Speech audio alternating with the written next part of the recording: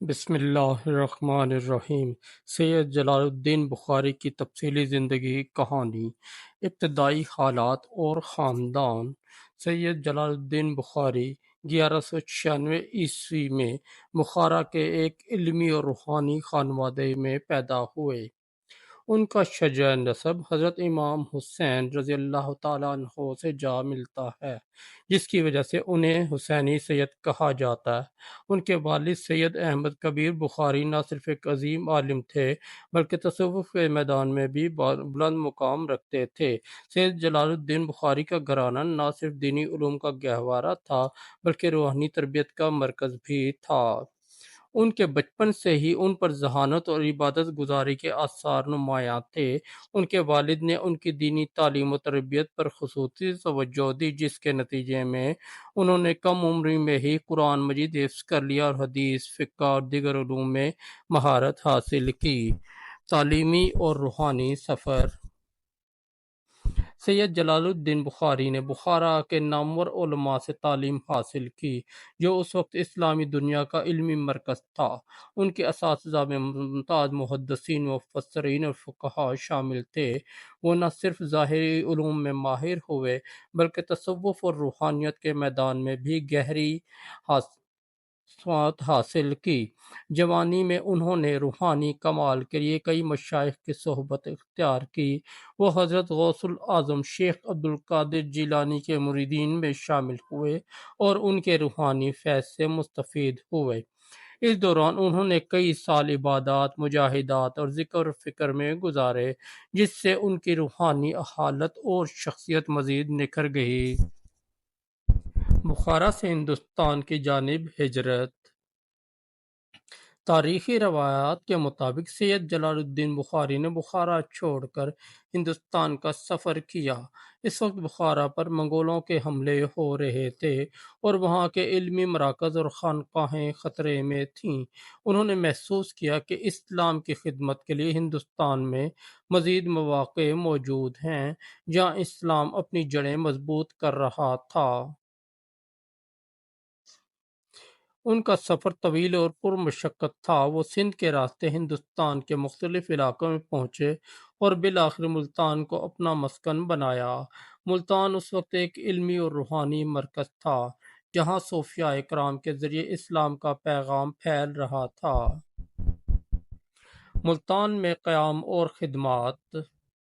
ملتان پہنچ کر سید جلال الدین بخاری نے ایک خانقاہ قائم کی جو علم و عرفان کا مرکز بن گئی۔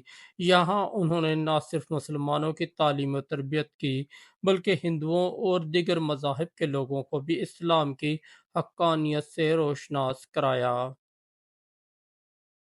تبلیغ اور اسلام کی ترویج۔ سید جلال الدین بخاری کی تبلیغی سرگرمیاں پورے ہندوستان میں مشہور ہو گئیں۔ وہ قرآن و سنت کی روشنی میں انسانوں کو اللہ کے قریب لانے کی کوشش کرتے تھے۔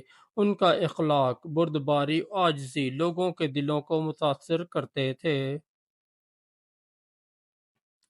وہ نہ صرف مذہبی رہنما تھے بلکہ ایک اصلاح پسند بھی تھے۔ انہوں نے لوگوں کو معاشرتی برائیوں سے دور رہنے اور اسلامی اصولوں کے مطابق زندگی گزارنے کی تلقین کی۔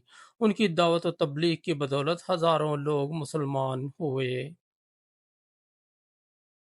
کرامات اور روحانی مقام۔ سید جلال الدین بخاری کو اللہ تعالیٰ نے کئی کرامات سے نوازا تھا۔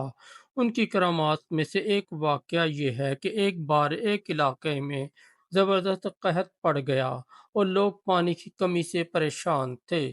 سید جلال الدین نے دعا کی اور اللہ کے حکم سے وہاں ایک چشمہ جاری ہو گیا، جو آج بھی چشمہ سیدہ کے نام سے مشہور ہے۔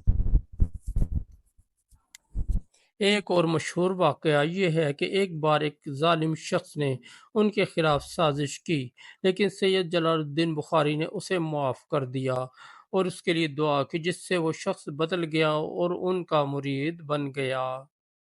خاندانی نظام اور سلسلہ بخاریہ۔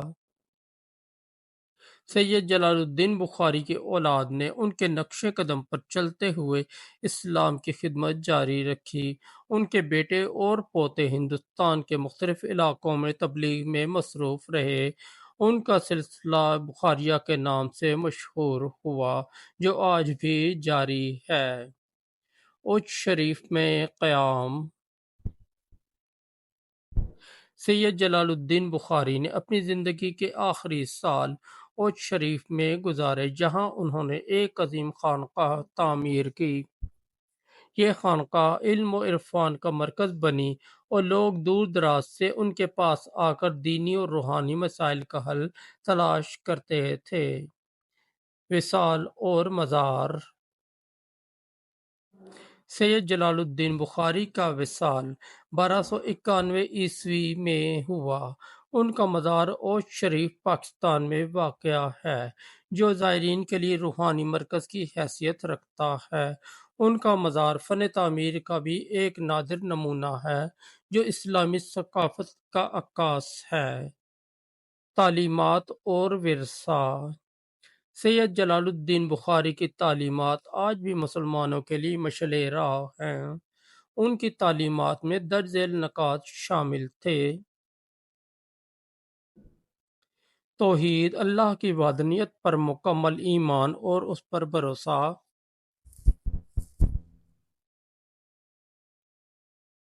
تقویٰ، دل کی پاکیزگی اور نیک اعمال کی تلقین،